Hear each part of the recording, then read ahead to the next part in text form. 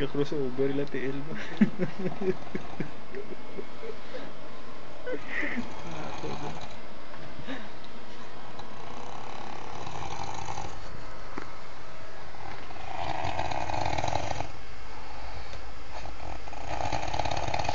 Tahu penting orang.